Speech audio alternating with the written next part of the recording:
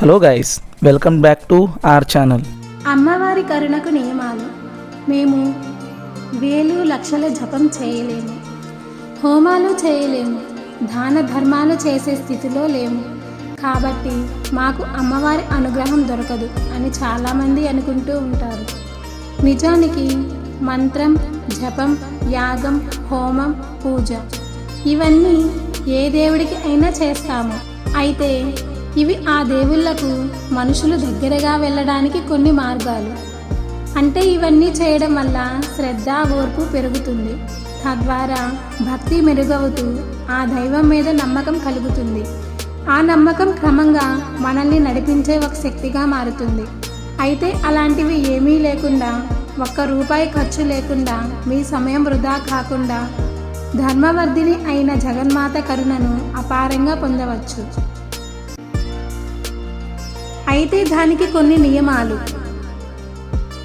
ఎంతో ధర్మబద్ధమైన విషయాలు ఉన్నాయి. ఈర్ష్యని వదిలేయాలి.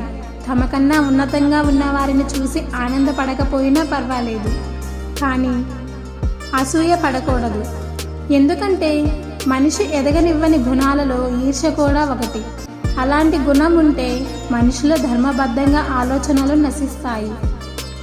చాడీలు చెప్పడం, ఒకరి గురించి తప్పుగా పుకార్లు పుట్టించడం, కల్పించి మాట్లాడటం, విడగొట్టడం, లేనిపోనివి కల్పించి ఒకరి బాధకు కారణం కావడం, ఇటువంటివి చేసేవారు ఎన్ని పూజలు చేసినా ఉపయోగం లేదు. ఒకరి బాధకు కారణం అయ్యే ఎవరు బాగుపడినా, సంతోషపడినా విషయాలు మన చుట్టూ కానీ ఏ గ్రంథాలలో రాసినట్లు లేదు. కొంతమంది మూర్ఖులలాగా విసిగిస్తూ ఉంటారు. వాళ్ళు మీ పట్ల ద్వేషాన్ని, అసహ్యాన్ని ప్రదర్శిస్తూ మానసికంగా బాధ పెడుతూ ఉంటారు.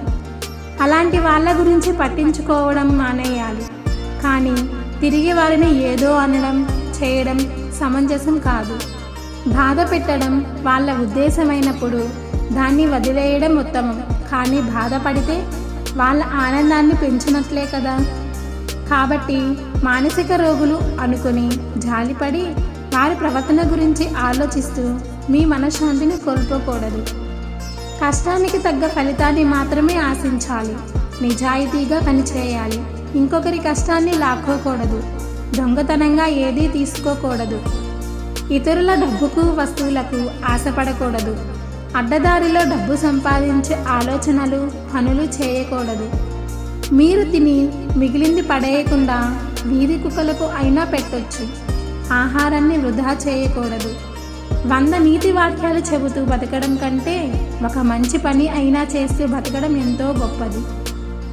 ఇంట్లో ఎక్కడ దుమ్ము, ధూళి, మాసిన బట్టలు, తిన్న ఎంగిలి గిన్నెలు, నిద్ర లేచిన పడకలు, బూజు ధూళి నిండిన దేవుని పటాలు, పసుపు లేని గడపలు, ఇంట్లో వెంట్రుకలు, వెరబోసుకొని తిరిగే ఆడవాళ్ళు, ఇంట్లో అన్నిటిలో రాలిన వెంట్రుకలు, పగిలిన అద్దాలు, ఆగిపోయిన గోడ గడియారాలు, స్టీల్ సామాన్ల కోసం దాచిపెట్టే వెంట్రుకలు, నిల్చోబెట్టిన చీపురు కట్ట, ఎప్పుడు భర్తని బిడ్డలను అరుస్తూ, ఏడుస్తూ, తిట్టుకుంటూ, కసురుకుంటూ ఓపిక లేని ఆడవాళ్ళు, ఇవన్నీ ఇంటికి దరిద్రమే. ఇవి ఆడవాళ్ళల్లో మాత్రమే ఉన్నాయని అనడం లేదు. వీటిలో మగవాళ్ళు చేయదగిన పనులు కూడా ఉంటాయి. వీటిని అందరూ కలిసి చేసుకొని ఇంటిని శుభ్రంగా పెట్టుకోవాలి. ఇవన్నీ మార్చుకొని తర్వాత ఏదైనా పూజ కానీ, సాధన కానీ చేస్తే ఫలిస్తుంది. ఇలాంటివన్నీ ఉన్న కుటుంబాలలో ఆ దేవుళ్లకు దగ్గరగా వెళ్ళగలిగే అవకాశాలు చాలా తక్కువగా ఉంటాయి. కాబట్టి మనం చెప్పుకున్నవి అన్నీ అర్థం చేసుకుని జీవితాలను, ఇంటి పరిస్థితులను, ఆలోచనలను మార్చుకుంటే ఆ తల్లి కరుణ తప్పకుండా లభిస్తుంది.